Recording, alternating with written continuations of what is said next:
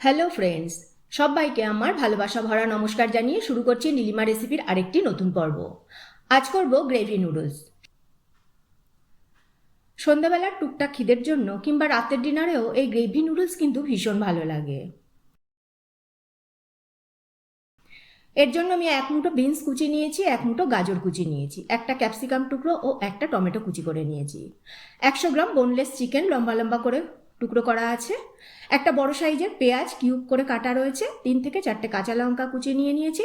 আর 1 ইঞ্চি আদা জুলিয়ান করে কেটে রেখেছি। 1 চামচ রসুন কিমা নিয়েছি। পেঁয়াজ পাতা নিয়েছি একটু।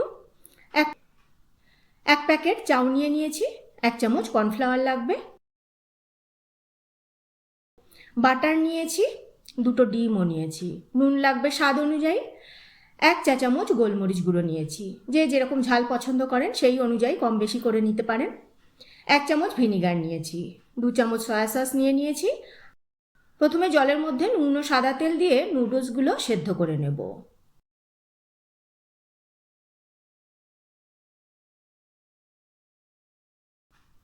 এদিকে প্যানে বাটার দিয়ে দিয়েছি। তাতে রসুন কিমা দিয়ে একটু ভেজে নেব। রসুনটা ভাজা হলে পেঁয়াজগুলো দিয়ে দেব। এবার জুলিয়ান করে কাটা আদাটাও দিয়ে দেবো। ভালো করে একটু সটে করে নেব।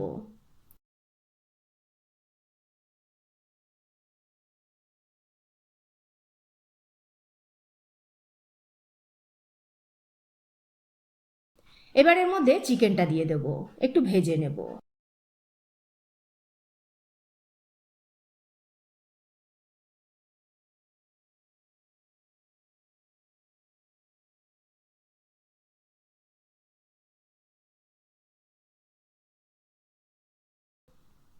এবার গাজর কুচি ও বিনস কুচি দিয়ে দেব, একটু ভেজে নেব সামান্য একটু নুন ছড়িয়ে।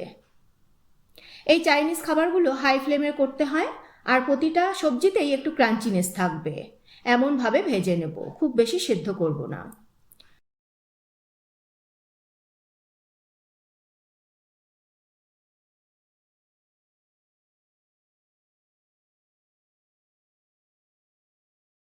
এবার ক্যাপসিকাম কুচি ও টমেটো কুচি ও কাঁচা লঙ্কা কুচি দিয়ে ভালো করে নেড়ে চেড়ে আরেকটু সটে করে নেব।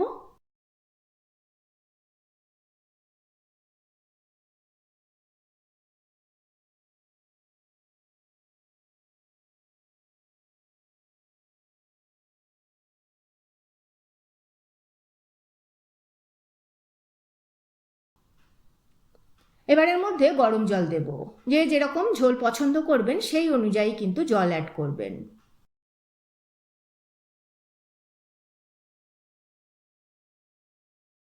নুনটাকে চেক করে পরিমাণ মতো এখানে নুন দিয়ে দেব।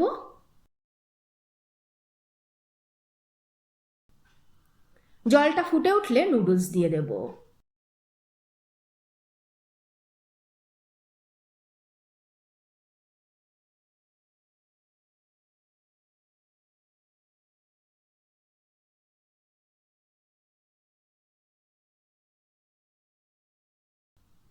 আবারও ভালো করে ফুটে উঠলে সয়া সস দেব,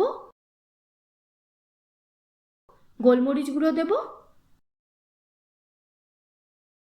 আবার একটু ফুটিয়ে নিয়ে কর্নফ্লাওয়ার প্লেন জলে গুলে দিয়ে দেব।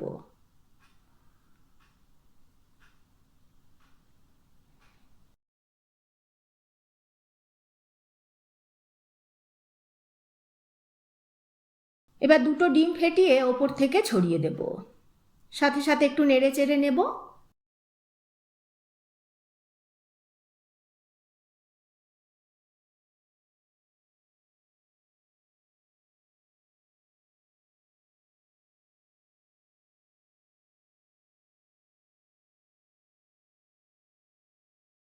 ফুটিয়ে নেব একটু।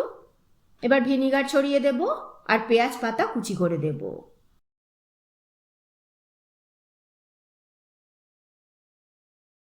নেড়ে চেড়ে নামিয়ে সার্ভ করব।